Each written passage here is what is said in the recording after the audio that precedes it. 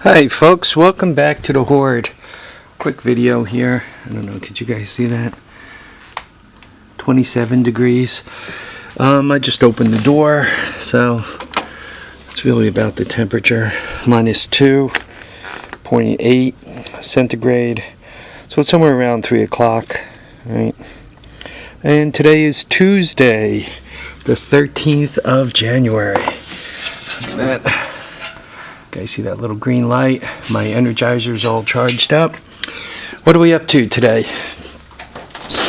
Well, I spent a lot of time, and by a lot of time, I mean a lot of the day, messing with that Briggs and Stratton Intek carburetor. I boiled it, which I'm not sure if that made things better or worse. Then I cleaned as much of the crap off as I could. I used steel wool to clean out the bowl and some of the brass pieces, you know, blew everything off, blew out the channels the best I could, used starting fluid and carburetor cleaner and all that wonderful stuff. And it's startup time, and I just gave it a quick pull to see what it would do. And it looks promising. I'm not sure how much gas I got in it, to be honest with you, because I did fill it with oil. This is chainsaw gas or scooter gas, whatever you want to call it.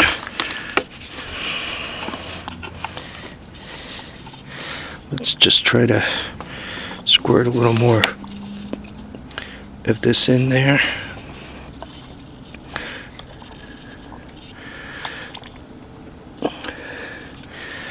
More's ending up on the ground than in the engine. I got a cut on my finger that I just got gas into. Stings real nice. Alright, I gotta set you up on something. And we'll give this thing, we'll try to fire it up, see what it sounds like, see what it looks like. Like that.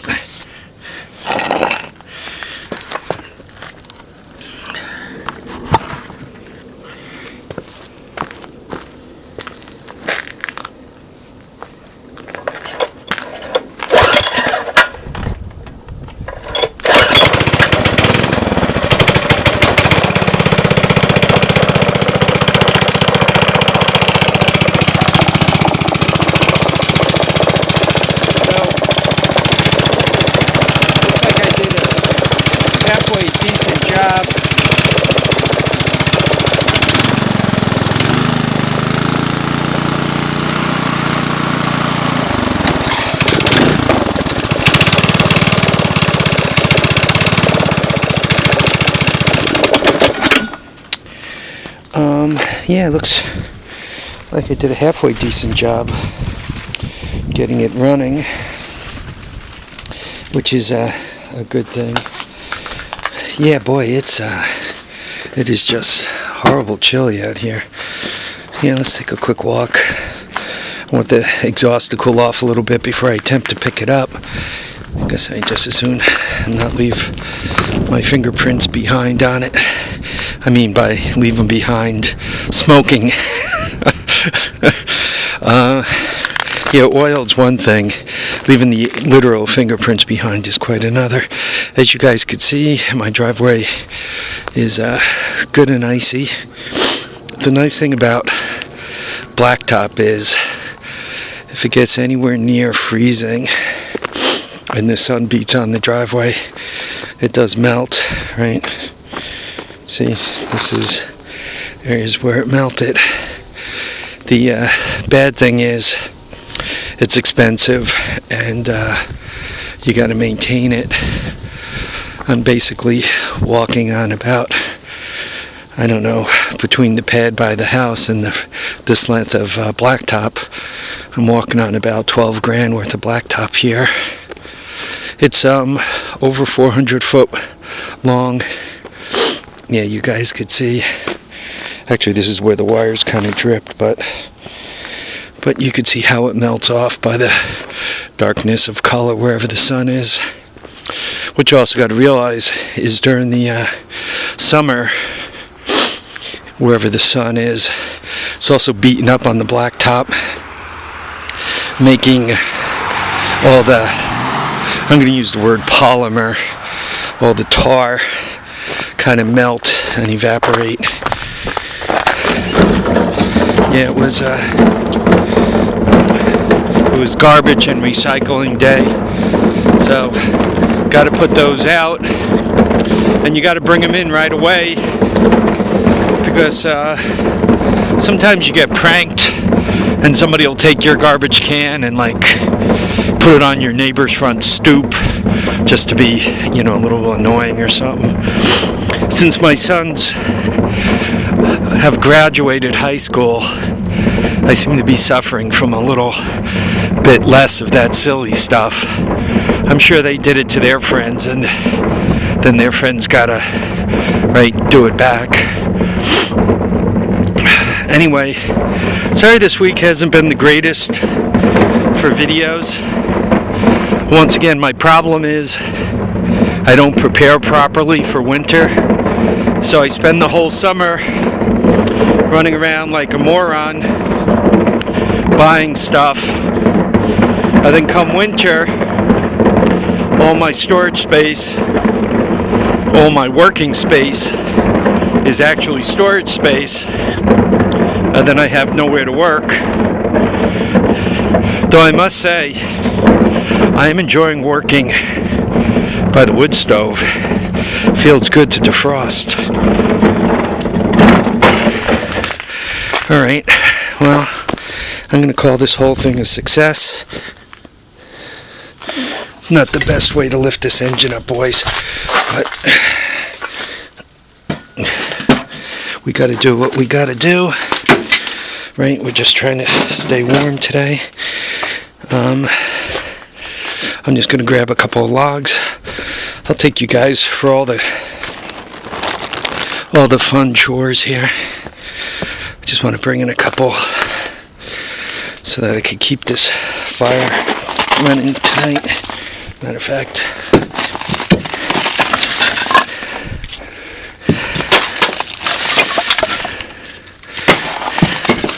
just pull a few down. That way they're easily accessible. I really don't burn much wood. I typically only burn when it's really cold. Like today, it's supposed to go down to like 0 tonight. So I figured I'd keep the fire going. My oil consumption has been higher than I like. Pellet consumption is constant, but my oil consumption is more than I like. I wasn't sure if I had something going on, so what I did is I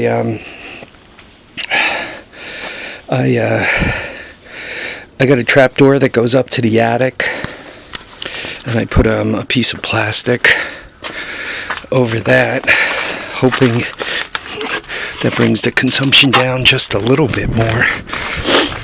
Hey, you know, you save a half a gallon a day.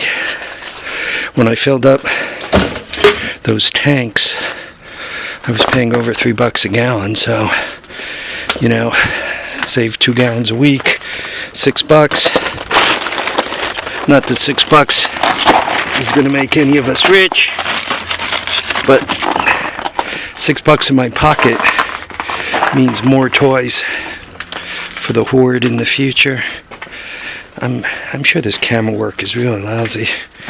I should probably just turn it off and stop fooling around. Alright, one more piece of wood. Boy, it is chilly out here, that I have to say. Alright, we'll bring this right inside, throw it in the stove. By the way, these wheeled garbage cans, excellent for transporting wood. You guys can see I'm all full again. Here, let's go over. Sorry for the darkness. Let's go over there by the wood stove and get warm. Probably what's going to happen is the camera will steam up.